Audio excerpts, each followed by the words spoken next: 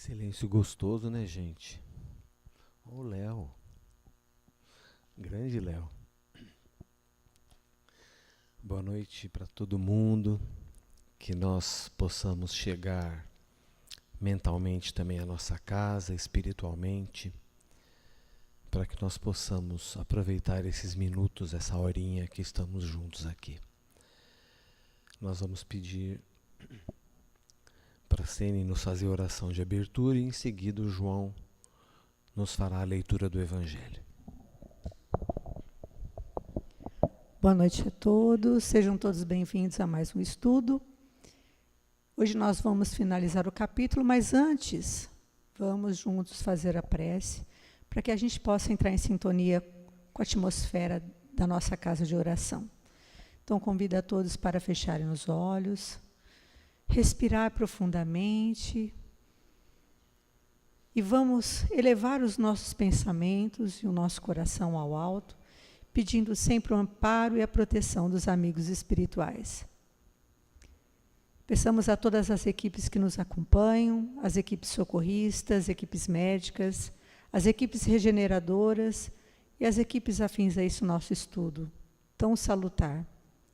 Vamos agradecer a Deus essa oportunidade de estarmos aqui reunidos e principalmente pela oportunidade dessa existência, que tem sido oportunidade de aperfeiçoamento, de progresso e de muitos aprendizados, principalmente quando nos deparamos com essa doutrina consoladora.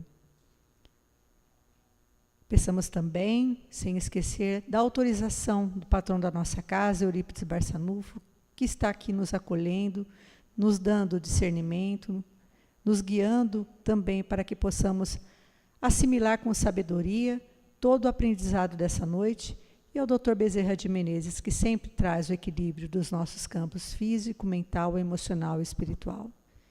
E a Jesus, nosso irmão maior, sempre nossa maior reverência, nosso amor, e façamos junto com ele a prece que ele mesmo nos ensinou. Pai nosso que estais nos céus, santificado seja o vosso nome. Venha a nós o vosso reino, e seja feita a vossa vontade, assim na terra como no céu. O pão nosso de cada dia dai-nos hoje, Senhor. Perdoa, Pai, as nossas dívidas, assim como nós perdoamos os nossos devedores. E não nos deixeis cair em tentação, e livra-nos de todo mal, porque teus são o reino, o poder e a glória para sempre. Esses eflúvios recaiam sobre todos os necessitados, os aflitos, a todos que de alguma forma enfrentam suas provações, tribulações e as dificuldades que fazem parte desse processo. Então, em nome de Deus e de Jesus e dos nossos mentores pessoais, damos por iniciado mais um estudo. Que assim seja, graças a Deus.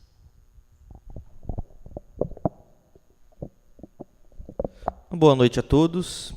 Hoje, para encerrar a leitura do capítulo 26, a gente vai ler os itens 7 e 8. Mediunidade gratuita.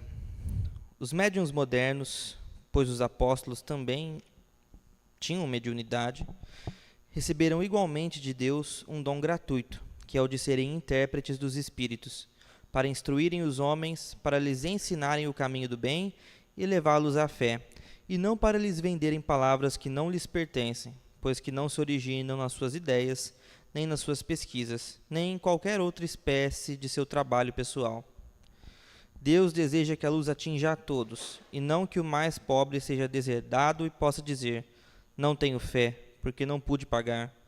Não tive a consolação de receber o estímulo e o testemunho de afeição daqueles por quem choro, pois sou pobre. Eis porque a mediunidade não é um privilégio e se encontra por toda parte. Fazê-la pagar seria, portanto, desviá-la de sua finalidade providencial. Qualquer pessoa que conheça as condições em que os bons espíritos se comunicam, sua repulsa a todas as formas de interesse egoísta, e saiba como pouca coisa basta para afastá-los, jamais poderá admitir que espíritos superiores estejam à disposição do primeiro que os convocar a tanto por sessão. O simples bom senso repele semelhante coisa. Não seria ainda uma profanação evocar por dinheiro os seres que respeitamos ou que nos são caros? Não há dúvida que podemos obter manifestações dessa maneira, mas quem poderia garantir-lhes a sinceridade? Os espíritos levianos, mentirosos e espertos, e toda a turba de espíritos inferiores, muito pouco escrupulosos, atendem sempre a esses chamados e estão prontos a responder ao que lhes perguntarem, sem qualquer preocupação com a verdade. Aquele, pois, que deseja comunicações sérias, deve primeiro procurá-las com seriedade, esclarecendo-se quanto à natureza das ligações do médium com os seres do mundo espiritual. Ora, a primeira condição para se conseguir a boa vontade dos bons espíritos é a que decorre da humildade, do devotamento e da abnegação, o mais absoluto desinteresse moral e material. Que assim seja.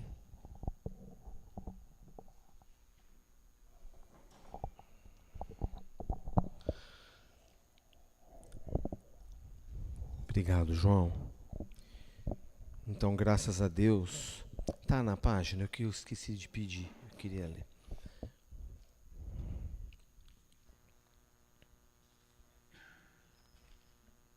Obrigado, Sene.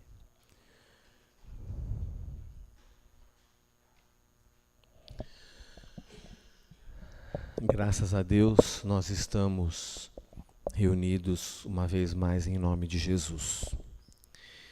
E como é bom nós podermos recordar esses trechos do Evangelho, dos Evangelhos, que nos trazem, em pleno 2025, né, passados 2 milênios da presença dele entre nós, para que nós possamos trazer a essência do Evangelho e, a partir dela, fazermos as nossas análises. É muito importante esse resgate, porque, me deem um parêntese, nós aqui, nos estudos do Evangelho, a gente está terminando o Evangelho mais uma vez, né? Nós estamos aqui toda segunda-feira, começa o Evangelho segundo o Espiritismo, lá o Allan Kardec explicando que ele não se interessou no Evangelho em discutir aquelas questões de dogma, de data. Ele vai na exemplificação moral e traz para a nossa análise. Por exemplo, a parábola do bom samaritano, né, uma parte da essência do Evangelho de Jesus que está entre nós. Então nós começamos toda, né, vai o capítulo por capítulo, alguns itens. Por quê? Primeiro que nós temos que agradecer esse trabalho metódico que ele fez, metódico de método, não de extremismo, né? Não de preciosismo, mas metódico de método pedagógico, de ter feito essa separação. Porque a humanidade veio se matando esses 2000 anos em discussões que não alteram o comportamento do homem, porque não mexe com a atitude. E uma fé sem atitudes é uma fé estéril, insípida, para usar uma palavra que Jesus usou quando diz que nós somos o sal da terra. Vós sois o sal da terra. Se o sal não salgar, o que há de salgar? Nos impelindo, nos inspirando ao exemplo dele, de que vivendo na terra, disseminou a mensagem de paz, de amor, de misericórdia, de caridade, de perdão. Lembra que comentamos tantas vezes aqui que os judeus têm uma noção muito rígida e bonita de justiça, mas eles não tinham essa percepção da misericórdia. E sem misericórdia, Festúcia, a gente está frito. Nós precisamos de perdão. Perdoai as nossas ofensas, assim como nós perdoamos a quem nos tem ofendido. Quer dizer, dando uma lição de reciprocidade, inclusive. Mas sem misericórdia, como que perdoa as nossas ofensas? Como que perdoa 70 vezes, 7 vezes? Então, Jesus vem dar um passo adiante. Onde havia uma noção consolidada e bonita de justiça, ele diz, nós temos que ter misericórdia. Cá entre nós, graças a Deus. Se não fosse isso, a gente também estava lascado, nós sabemos disso. Então, a importância de trazer o Evangelho, a essência do Evangelho, para a gente olhar para isso e seguir adiante. Eu vejo muita gente trazendo mensagens do Antigo Testamento. Ok, são importantes também, e Allan Kardec estuda em detalhes lá no 5º livro dele, a Gênese. Mas o Evangelho nós entendemos que é realmente um passo adiante. Eu dei um exemplo aqui que é a questão da misericórdia. Sem o perdão 70 vezes, 7 vezes, sem o oferecer a outra face, se alguém vos bate à direita, oferece a outra, que não seja da vingança, sem o perdão, nós ainda estaríamos no bateu, levou. Porque não é justo. Então, mas sem a misericórdia a gente não caminharia. Estamos caminhando aqui para o final do Evangelho segundo o Espiritismo e vamos começar de novo assim que acabar. É um estudo contínuo. O tema de hoje, que não é o sol de hoje, né? O Léo falou segunda-feira passada, a Lilian começou a falar na última segunda-feira de abril. É um tema delicado. É um tema delicado porque nos dias de hoje, com essa história de querer ter e não ser, né? Nós somos uma geração refém do ego, né? O ego, ele precisa ter para aparecer. Todo dia a gente vê um escândalo de alguém que se aproveitou de alguém para poder ter e não ser, porque ser é difícil. Ser fraterno, ser justo, ser caridoso, ser tolerante, ser misericordioso. Mas a gente reencarnou para isso, gente. Para a realização desses valores em nós. Né? Através do exercício. Porque sem exercício a gente não consegue. Aliás, nada na vida. Né? Tudo que você vê uma pessoa fazendo com espontaneidade, pode ter certeza que houve disciplina primeiro. A disciplina sempre precede a espontaneidade. Sempre. É treino, é repetição. E aí a gente vai avançando. Então eu tomo esse cuidado para falar, os que estão presentes aqui, vocês que nos acompanham pela internet, porque o que é o início desse capítulo? Dar de graça o que de graça receber. O evangelista Mateus anotou assim, então: curai os enfermos, ressuscitai os mortos, limpai os leprosos, expeli os demônios. Demônio a gente sabe, né, gente? Não é aquela figura satânica que o paganismo criou, e algumas religiões cristãs também. Do latim demon, espírito. Dai de graça o que de graça recebestes. Jesus de Nazaré. Depois Jesus fala mais um pouquinho. A questão dos vendilhões no templo. Que as pessoas estavam vendendo no templo cura. Né? Estavam vendendo cura, estavam vendendo intercessão espiritual. E Jesus, então, o texto aqui é maior, eu não vou ler tudo. Diz o seguinte: porventura não está escrito que a minha casa será chamada casa de oração entre todas as gentes, e vós tendes feito dela covil de ladrões. Difícil imaginar Jesus bravo assim, né? Eu até assim, a gente respeita, porque essa anotação, e é uma técnica de quem estuda os evangelhos, dos historiadores, quando mais de um evangelista faz a mesma anotação. Nesse caso são 2, Marcos e Mateus. E por que eu tenho dificuldade com esse trecho? Porque nós estamos aprendendo a ter equilíbrio emocional. Jesus não. E Jesus era o lado mais fraco. Não tinha poder, não tinha dinheiro, não era ligado a gente poderosa. A hora que ele apela com os poderosos, ele atrai a ira desse pessoal. Mas deve ter sido uma indignação, deve ter sido um movimento de que aquilo não se faz, não se vende, não se intermedia as bênçãos de Deus. E então eu vou dar alguns exemplos aqui, porque o tema de hoje, então, é mediunidade gratuita. E aí é uma dissertação que o Léo leu do nosso estimado professor Allan Kardec. Vocês já viram falar dele? Quanto que Moisés cobrou pelos 10 mandamentos? não se tem notícia que ele tenha cobrado algo. E Moisés foi o médium que psicografou os 10 mandamentos. Certo? Tudo bem até aqui? Não se tem notícia que ele tenha cobrado. Quanto que Jesus cobrou para curar a mulher hemorrágica? Aquela que procura ele, cheia de fé, no meio, diz o texto, né, no meio daquela agitação de pessoas que queriam estar com Jesus, ela ao menos consegue tocar a túnica de Jesus. Diz o texto que ele sente uma virtude saindo dele e ela se cura. E eu sempre gosto de abrir um parêntese aqui, que Jesus diz, a tua fé te curou. Eu não consigo acreditar que Jesus falou isso por falar. Tinha um significado nisso. E eu vejo essas pessoas dizendo, se autoproclamando representante de Deus na terra, porque curou, porque não sei o quê, e como essa gente gosta de dinheiro, é um negócio impressionante. Porque eu curo mesmo, eu não sei o quê. A tua fé te curou. Jesus de Nazaré, num exemplo de humildade.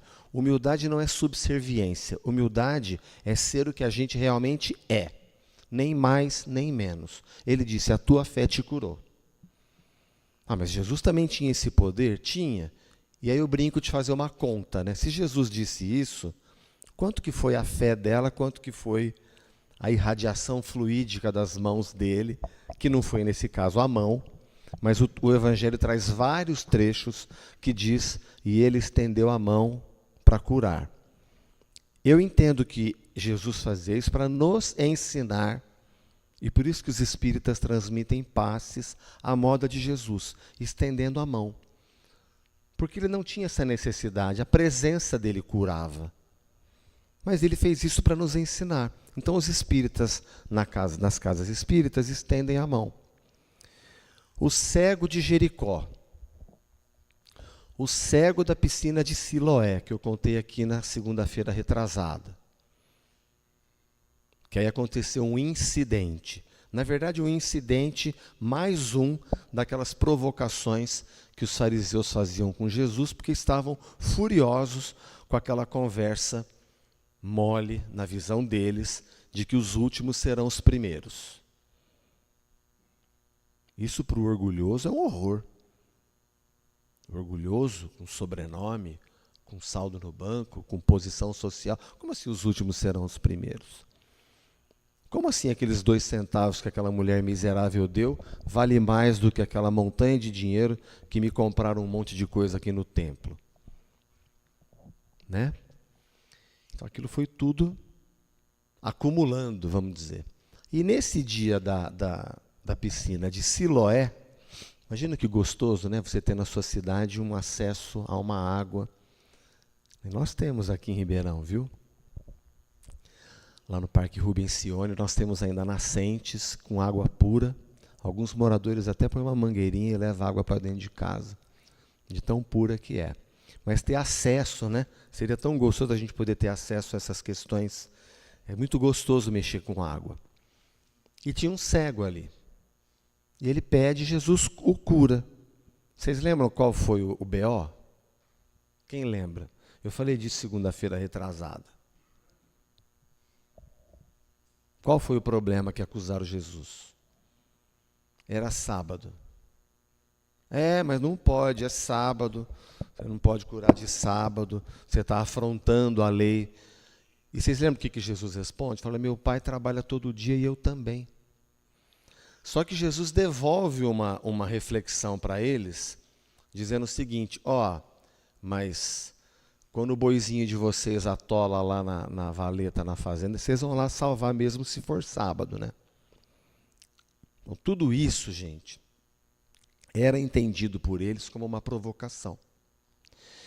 Agora, a questão da mediunidade gratuita, é evidente que tem que ser assim, pelo exemplo de Moisés, pelo exemplo de Jesus, pelo exemplo do Chico Xavier. Quanto que o Chico cobrou pelos 50 milhões de livros vendidos? Nenhum real. Por quê?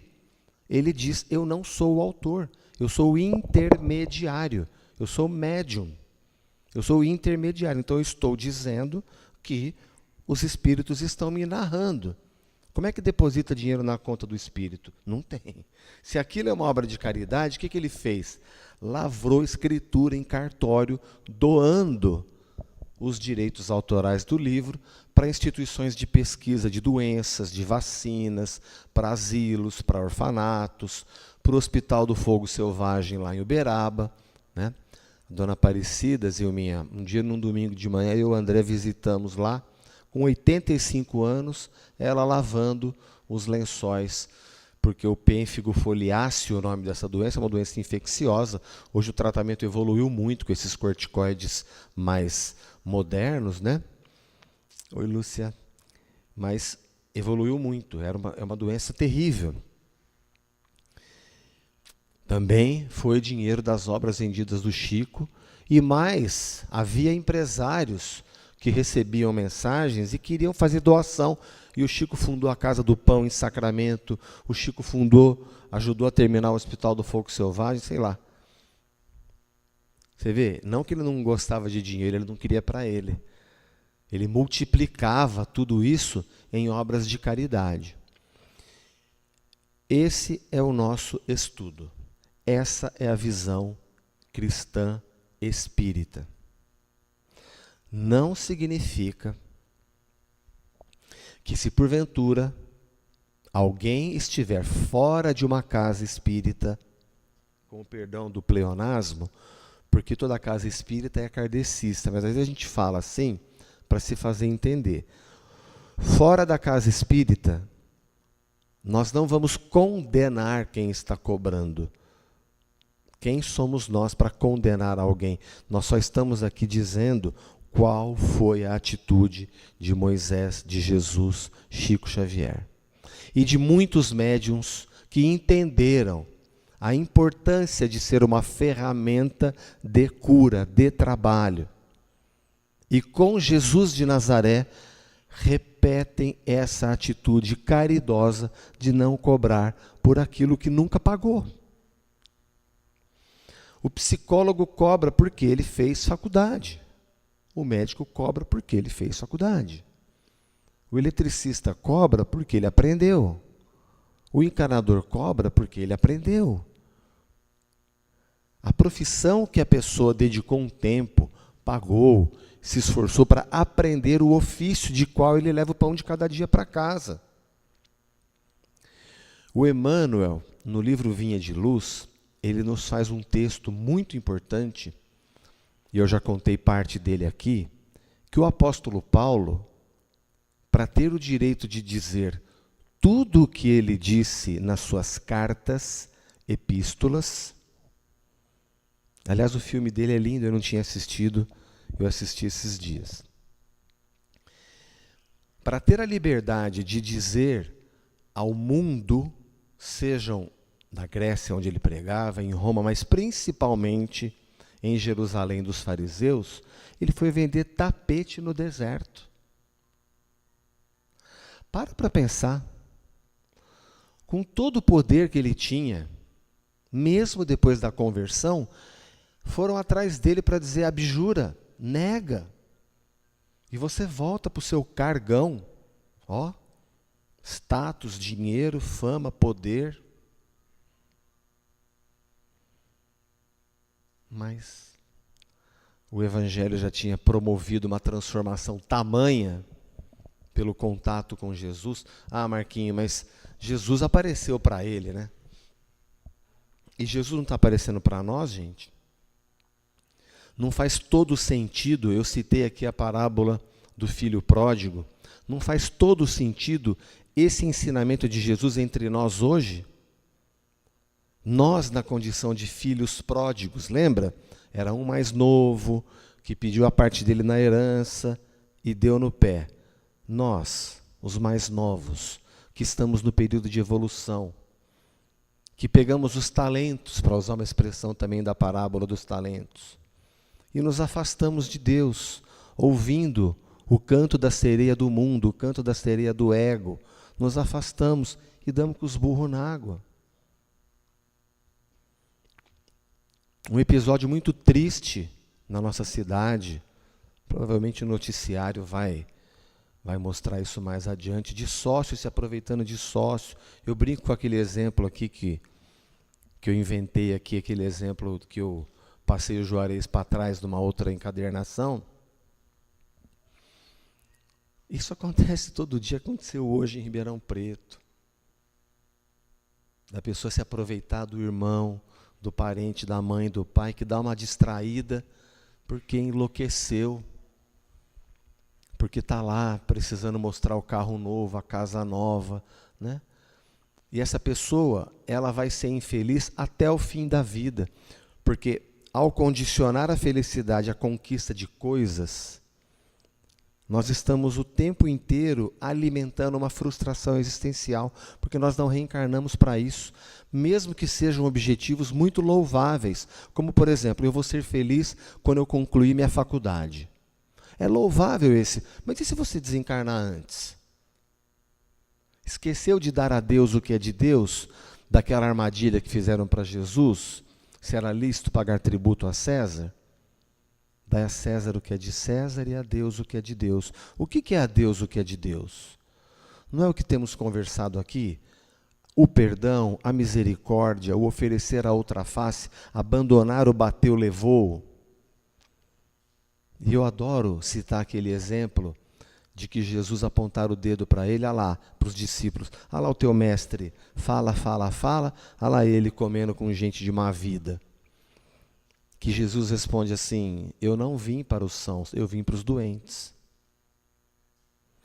E que eu abro um parêntese para dizer, percebe que ele não se alterou? Porque normalmente a gente se ofende e faz uma resposta, e aí piora a situação, vira aquela briga, onde não havia problema, passou a haver, porque alguém desequilibrado, perturbado, invadiu a nossa santa paz, que não é fácil, né, gente? Acordar de manhãzinha, um pouquinho antes, fazer a nossa oração, pedir uma sintonia com as forças espirituais elevadas, como nessa lição o Kardec fala, esse exercício de sintonia com a ética, com a tolerância, esse exercício, mas a hora que a gente encontra um problema no trânsito, um desaforo na fila do pão. Já furaram a fila com você, Léo? Você está na fila, a pessoa fura a fila, aí você deu um supapo na pessoa, mandou para fora. Não. Toda hora, né, gente? E aí nós vamos aproveitar, ao invés de maldizer, porque o Brasil isso, porque o ser humano aquilo, porque não sei o quê, nós vamos dar o exemplo, a gente tem o Evangelho. Acovardar-se é uma coisa, ser passivo é uma coisa, ser pacífico é outra coisa. Então nós podemos ter energia e ser pacífico, energia e serenidade, como dizia o nosso querido deputado federal Bezerra de Menezes. Todo mundo lembra dele como médico dos pobres, né? E era. Fundador da Federação Espírita Brasileira, foi um deputado federal. Que bacana, né? Que obra maravilhosa que ele nos deixa. Então ele falava, energia com serenidade. Igual Jesus, olha, eu vim para os sãos, eu não vim para os... Ele não começou um bate-boca. E assim nós vamos vendo essa questão da mediunidade. Então, dai de graça o que de graça recebestes. Vamos nos fixar nessa lição de Jesus. A questão de expulsar os vendilhões do templo, vamos deixar essa questão para ele. Nós vamos ter a certeza de que somos intermediários dos talentos confiados a nós. É o tempo, é o dinheiro, é a saúde, é o carisma, é a força de trabalho, é a resiliência, é a capacidade de compreender,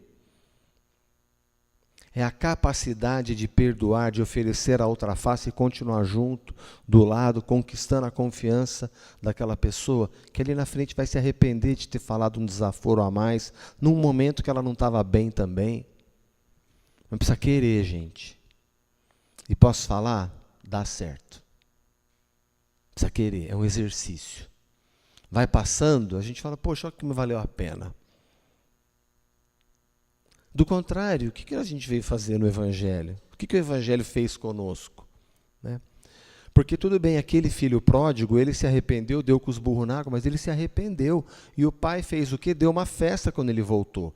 Esse é o Deus de Jesus, o Deus da misericórdia.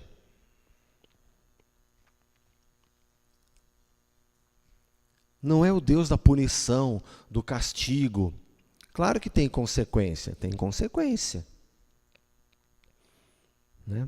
Ou nós não estamos vendo muitos irmãos nossos em colheita, em período de colheita difícil da semeadura que foi no passado. Eu repito muito esses exemplos aqui. E esses dias em São Simão me pararam e falaram: Marquinhos, eu não entendi direito. O que você quis dizer com aquela história das crianças que estão morrendo congeladas no braço das mães em Gaza? Agora em Gaza, inclusive, agora sim vai ser uma limpeza étnica, é uma coisa brutal. E sobre os porquês da guerra, nós podemos ficar discutindo aqui semanas, anos. Eu perguntei para o ChatGPT outro dia, ele me deu uma resposta de 5 páginas, dizendo que é uma situação complexa. Mas e as crianças? Que culpa tem as crianças? Ela não participou disso. Agora, se nós somos cristãos, estudiosos do Evangelho, e voltamos para ler a revelação, guarda a tua espada, Pedro, porque aquele que faz perecer pela espada perecerá. Se nessa existência essa criança não teve tempo de cometer uma delinquência, forçosamente nós temos que deduzir que foi numa existência anterior. Do contrário, diz Kardec no capítulo 5º, o Evangelho de Jesus não faz nenhum sentido, com todo respeito, mas todo respeito mesmo às outras tradições cristãs que pensam diferente de nós, ou que muitas vezes continuam professando por um costume. Né? A mãe do Carlão vinha aqui no centro, católica, apostólica, romanólica. Brincadeira, gente, católica, apostólica, romana, vinha aqui no centro. Porque é uma questão de respeito ao cunhado. Mas os parentes dela continuavam indo na igreja lá na Itália. Eu nunca vi essa pesquisa atualizada, mas eu já falei dela aqui para vocês. O censo do IBGE fala que 2, 3% dos brasileiros são espíritas. 2, 3%. Quando muda a pergunta se acredita em reencarnação, sobe para 67%. Quando pergunta se gosta do Chico Xavier, é quase 100%. Ou seja, os princípios espíritas, eles estão disseminados na sociedade. E é isso que importa. Saber que há consequência. Porque num primeiro momento, nós agimos pela inteligência. Eu não vou fazer isso porque isso me trará consequência ruim. Lei de causa e efeito. Posteriormente, a gente passa a fazer isso por amor. Porque a gente entende, a gente vai melhorando o nosso entendimento. A gente vai melhorando a nossa compreensão em relação ao outro. A necessidade da misericórdia, do perdão, do oferecer a outra face. E a gente vai caminhando, gente. Nós estamos aqui numa segunda-feira, está chegando um friozinho aí, e vocês que estão quentinho aí em casa, para que a gente possa relembrar e trazer o espelho do Evangelho na nossa frente, como que eu estou aqui? Agradecendo a Deus pela atual reencarnação nessa diversidade que nós estamos vivendo. Porque é desse passo a passo que nós vamos extrair aquilo que Jesus chamou de tesouro no céu. Que o ladrão não rouba, que a inveja não cobiça, que a traça não rói, porque é a nossa maturidade, é a nossa compreensão de que esse período de colheita, que pode estar muito doloroso, e a gente sabe que a dor muitas vezes tira a gente do sério, né? E a gente não sabe muitas vezes, uma pessoa que está ali, muitas vezes nos tratando mal, a gente não consegue ver que às vezes tem uma faca atravessada no coração daquela pessoa, pela perda de um ente querido, por uma deslealdade, por uma traição, por uma ingratidão. Então a gente não perde nada em ser gentil, sempre, sempre, sempre. Que o Evangelho sirva para nos despertar para isso. Tudo bem? Ah, Marquinho, mas ali na frente tem um código QR para a gente poder fazer uma doação eventual. Sim, é uma casa, nós pagamos luz, água, o nosso zelador. Temos 105 crianças na creche Vovó Meca no Geraldo de Carvalho. O prédio é nosso. Estamos reformando o ginásio Apóstolo Paulo, que vai oferecer educação e formação para o trabalho da criança e do adolescente, em idade de empregabilidade juvenil. Então nós temos os nossos compromissos, né?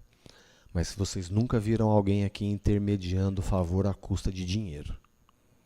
Vocês nunca viram ninguém aqui se autoproclamando representante de Deus na terra. Vocês nunca viram ninguém aqui vendendo uma carta psicografada, uma psicofonia, uma revelação. E nunca vão ver. Porque os nossos médios estudam, se preparam para o trabalho, para poder oferecer o que de melhor nós temos, que é o nosso amor ao pelo semelhante. Tá bom, gente? E não vamos sair daqui condenando ninguém que faz isso. Nós estamos aqui deixando com muita clareza o que é o cristianismo, o que é a essência do cristianismo que Allan Kardec traz para a gente, quando Jesus diz, dai de graça o que de graça recebestes. Tudo bem? Ficou alguma dúvida? Então eu me despeço de vocês pela internet agora, porque vai virar um escurinho do cinema aqui. O Léo vai tocar piano. Beleza, Léo, vai lá. Ouvi, o Léo vai tocar, tá? Pode vir para o passe. Então eu vou pedir para, sob a coordenação da Sene, os nossos médiuns se prepararem para a transmissão dos passes. Nós vamos mentalizar os nossos lares, os nossos familiares, o nosso ambiente de trabalho, os nossos colegas de trabalho.